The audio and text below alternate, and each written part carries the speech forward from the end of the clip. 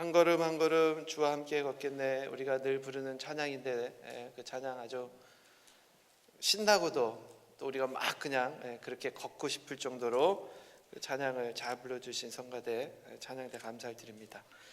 세계적인 찬양대이십니다. 웃겨요? 믿으면 그대로 됩니다. 여러분 세계적인 성도이십니다. 우리 교회는 세계적인 교회입니다. 믿음으로 선포할 때 여러분 믿음으로 아멘 하시면 애 낳습니다. 그 믿음의 사람들도 농담으로 여겼더라. 그리고 사라마저도 웃었고요, 아브라함도 웃었지만 똑같은 하나님의 말씀이 오늘 간증하신 것처럼 똑같은 말씀인데 자기에게 그것이 믿어지는 역사가 나타날 때 기적이 나타나는 겁니다. 오늘 말씀은 너무도 간단합니다. 예수를 바라보면 기적은 일어난다. 이 말씀이 오늘 우리와 여러분의 삶에 그대로 나타나기를 주의 이름으로 축원합니다. 얼마 전에 그 한글날이 지났는데요. 한글날이 언제 10월 9일. 뭐 한국을 떠났으니까 우리랑 상관없는 일이다 그럴 수도 있지만 10월 9일은 한글날이었습니다. 한글의 그 위대함, 그 여러분들 지금 제가 뭐 한글에 대해서 다 이야기할 수는 없으니까, 근데 이 한글이 얼마나 위대한 글인가. 하여튼 세계에서 가장 우수한 언어입니다. 그래서 다른 나라 뭐 인도네시아 뭐 이런 지역에서는 한글을 자기네 모국어로 택할 정도로 그렇게 지금 한글이 이제 앞으로 이제 컴퓨터를 다 지배하는 언어가 아마 한글이 될 것이다, 뭐 그렇게 믿기도 하는데요. 이 한글날을 기념해서 한글의 우수성을 알리기 위해서 어느 인터넷에 올라온 글입니다. 제가 여러분들한테 읽어드리겠습니다. 여러분, 미국이 영어로 뭔지 아십니까? 미국 영어로 아메리카. 원래 이 말이 한글이었다는 거예요. 이 미국의 이 지명을 한글로 만든 거를 했다는 거예요. 처음 미국을 발견한 사람이 콜럼버스죠. 콜럼버스가 미국을 딱 발견했는데 도대체 이 이름을 뭐라고 질까 고민을 많이 한 겁니다. 그러다가 그 인물의 그 딱 들은 소문이 조선에 아주 유명한 아주 지식인이 살고 있는데 그 사람한테 물어보면 가르쳐 줄 것이다. 조선에 찾아갔답니다. 그때 당시에 왕이 누구였는가? 세종대왕. 세종대왕이 한글을 만들려고 막 열심히 노력하고 있는데 이 콜럼버스가 와서 물어보는 거예요. 내가 대륙을 하나 발견했는데 뭐라고 그러면 좋겠습니까? 그랬더니 귀찮은데 자꾸 뭐 가르쳐달라 그러니까는 세종대왕이 얘기했대요. 네가 부르고 편한 대로 아무렇게나 불러라. 그래서 아무렇게나 불러라 그랬더니 이 아무렇게나가 지명인 줄 알고 콜럼버스가 아무렇게나 그게 아메리카가 됐다는 겁니다. 이게 막 돌아가는데 그래도 자기가 발견한 땅의 북쪽의 또 이름이 궁금해갖고 또 와서 막 물어봤대요. 그럼 북쪽은 어떻게 불러야 됩니까? 그랬더니 세종대왕이 참 이 사람 참 끈질기다. 내가 지금 발견한 게 글자가 3글자밖에 없는데 그거라도 쓰려면 가져가라. 그러곤 줬대요. 한글의 첫 글자 3글자를 줬더니 그게 가, 나, 다 이 3글자를 준 거예요. 그때부터 이 아메리카 북쪽을 가나다라 불렀다. 지금이 그게 좀 발음이 세서 카나다가 된 거예요. 이게 원래 한글의 가나다라는 겁니다.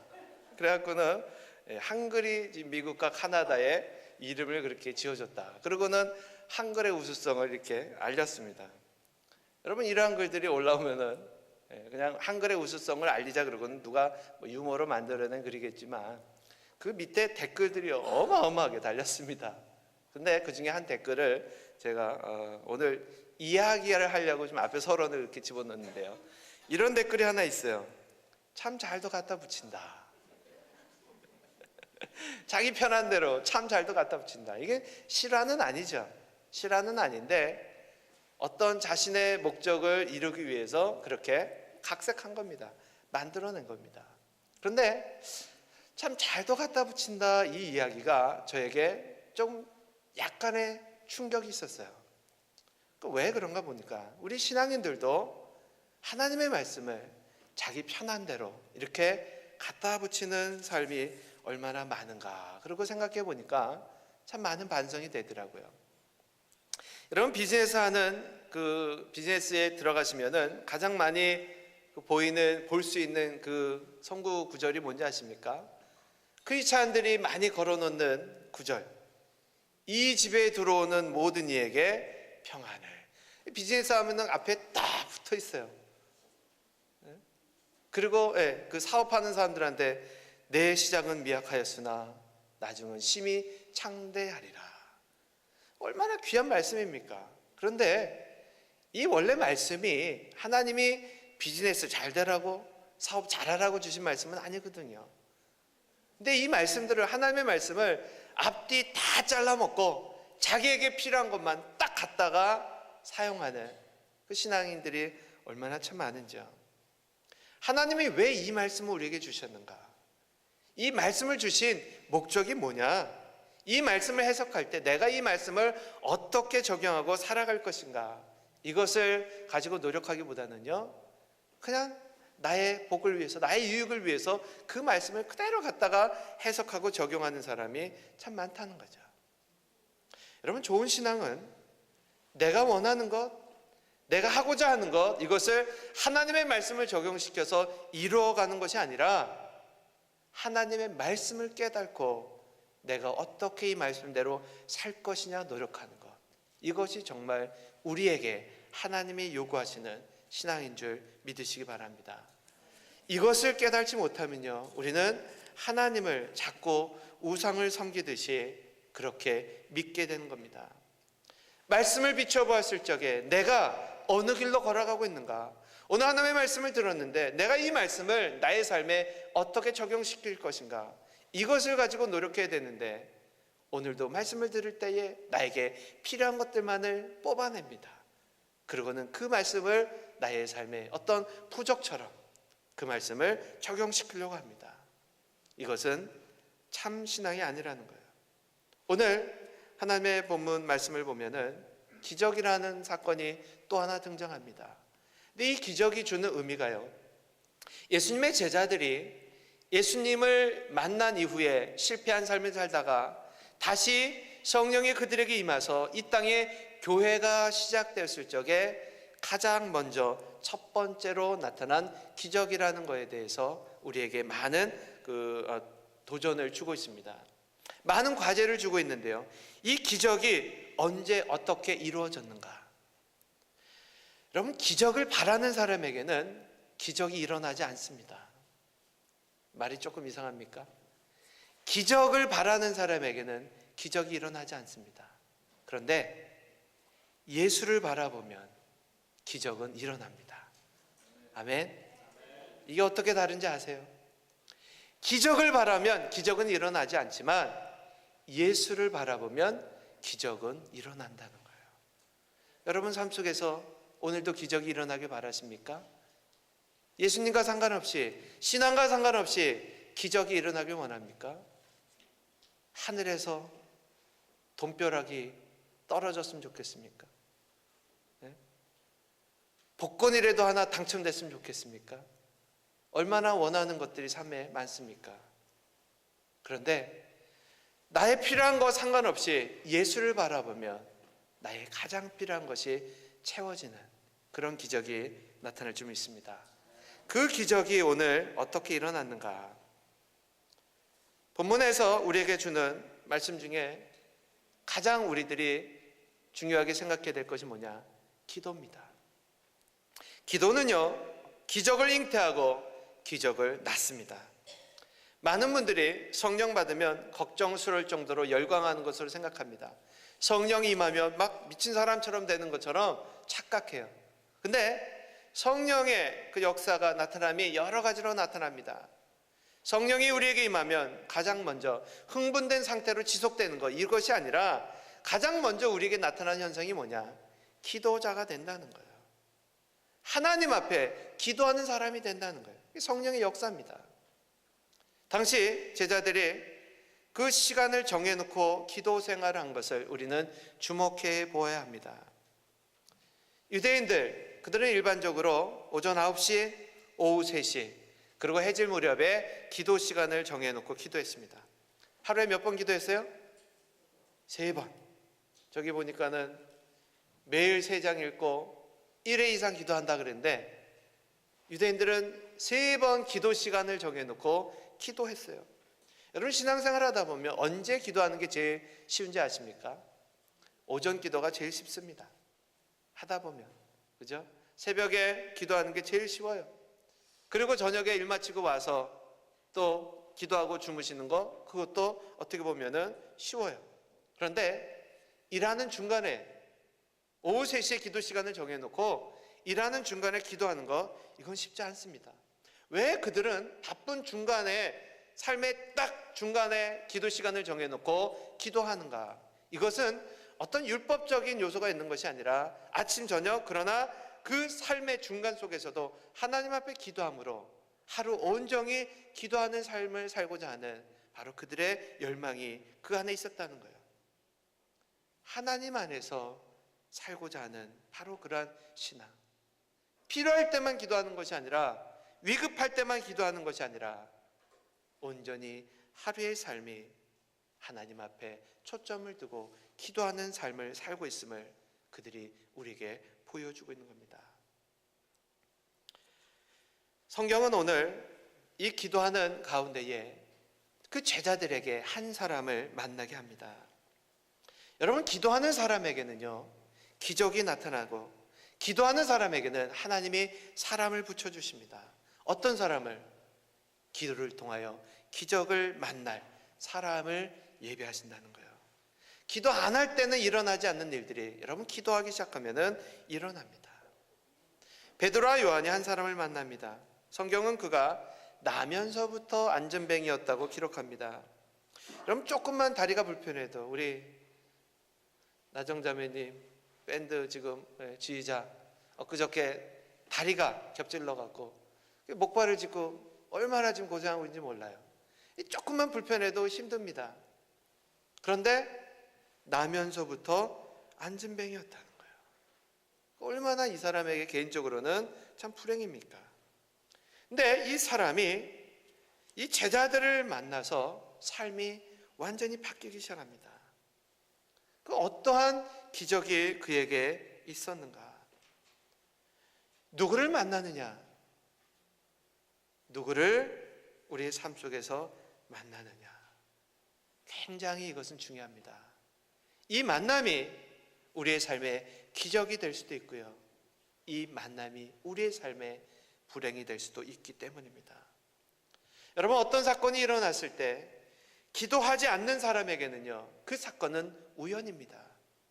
그런데 기도하는 사람에게 나타난 사건은 무엇입니까?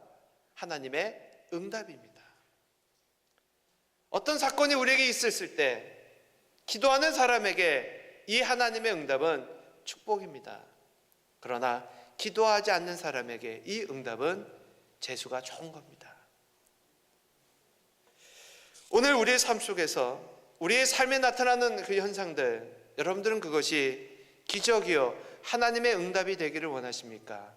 아니면 우연이요 재수가 좋은 일이 되기를 원합니까? 오늘 본문 속에 등장한 이 안전뱅이, 그에게 있어서 그가 병고침을 나타난 것은요 우연이 될 수도 있습니다.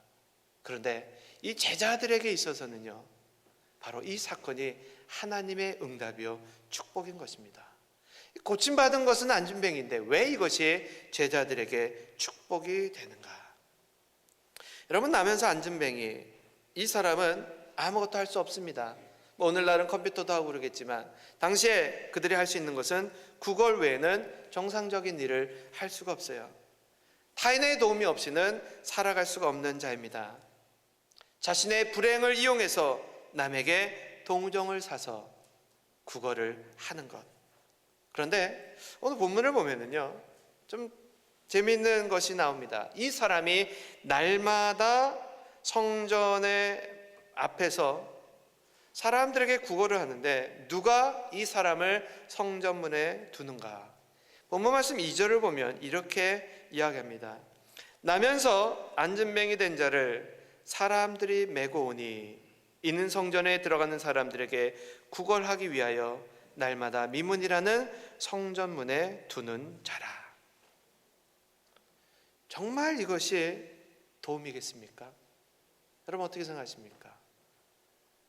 안진뱅이를 사람들이 메고서 성전문 앞에 미문이라는 곳에 둡니다. 구걸을 할 수 있도록. 구걸할 수 있도록 도와주는 것이 여러분 도움입니까? 그것이 사랑입니까? 아마 오늘날 언어를 이야기하면 은어 같은 거 이야기하면 앵벌이 시킨다 그러나요? 어린아이들 데려다가 구걸시키게 하고 그 돈을 착취하는,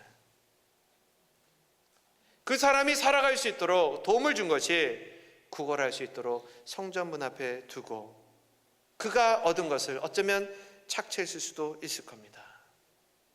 이것이 세상의 도움입니다.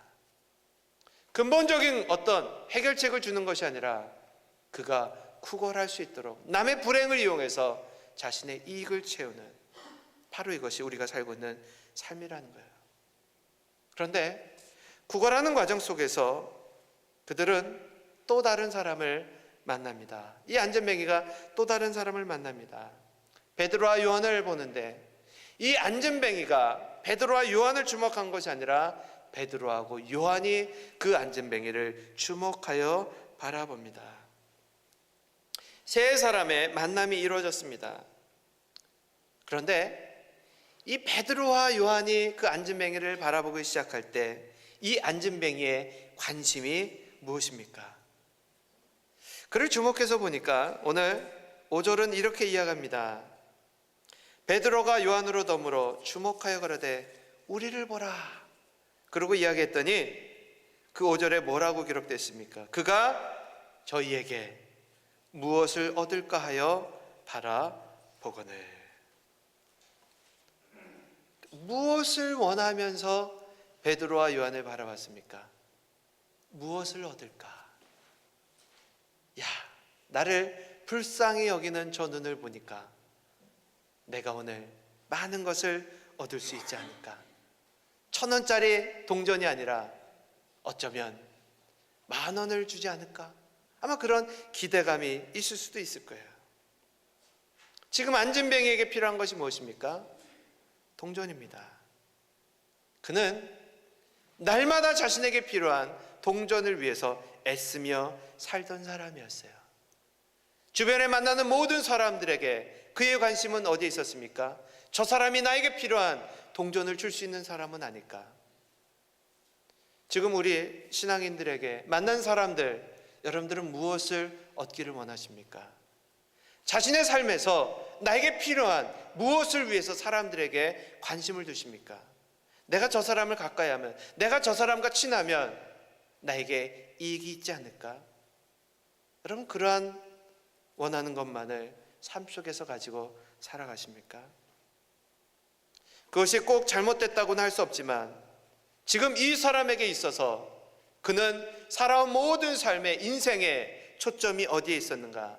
나에게 필요한 것, 그것은 동전이라고 생각하고 있었다는 거예요. 여러분 오늘날 세상이 어떤 세상입니까? 온갖 금과 은의 이야기로 가득 차 있습니다. 사람들을 나눌 때요, A급, B급, C급 이렇게 나눕니다. 갑, 을 이렇게 나누기도 해요. 누가 A급입니까? 재물이나 인기, 학력, 명예, 이러한 것으로 사람들을 나누는 세상이 되었어요. 정말 우리의 삶에 우리의 구분이 내가 얼마를 많이 가졌는가, 내가 어떠한 지식이 있는가, 나의 학력이 어떤가, 이것을 가지고 우리 사람들을 나눕니까? 그때 이 제자들이 베드로가 그 안진뱅이에게 이러한 놀라운 말을 선포합니다. 오늘 이 말씀이 선포되어질 때 그 말씀이 우리에게 믿어지는 은혜가 있기를 원합니다. 은과 금은 내게 없거니와 내게 있는 것으로 너에게 주니 곧 나사렛 예수의 이름으로 일어나 걸어라. 여러분, 하나님의 축복의 말씀이 무엇입니까? 여러분, 금과 은을 많이 버십시오.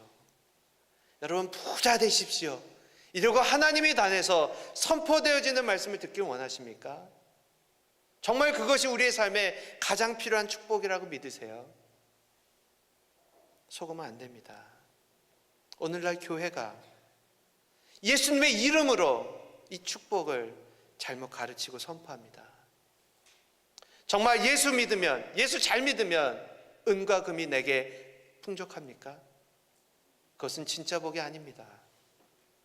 은과 금은 나에게 없지만 내가 너에게 내가 있는 것을 주노니 곧 나사렛 예수의 이름으로 일어나 걸어라. 예수 안의 능력, 여러분 복음의 능력을 체험하기 원합니다. 예수님을 바라보면 기적은 일어납니다. 그 기적은 나의 필요한 것을 채우는 기적이 아니라 우리가 상상할 수도 없는 모든 그 기적이 예수 안에 있음을 깨닫기 원합니다. 우리 교회는 바로 이 기적을, 이 믿음을, 이 능력을 회복해야 될 줄로 믿습니다. 예수의 이름으로 기도하고 예수의 이름으로 선포하면 그 자리에서 능력이 나타나길 주의 이름으로 축원합니다. 세상의 것들을 추구하지 마시고요, 교회에 왔으면 하나님의 말씀을 들을 때에 여러분 큰 복 받았습니다 선포할 때 아멘으로 받으세요. 그냥 좋은 소리 이것이 아니라 예수의 이름으로 선포되어지는 말씀이 우리에게 아멘으로 받아들여질 때 그것이 내가 살아갈 수 있는, 내가 누릴 수 있는 바로 믿음의 능력이 되는 겁니다. 바로 이것이 기도하는 사람한테 하나님이 주신다는 거예요.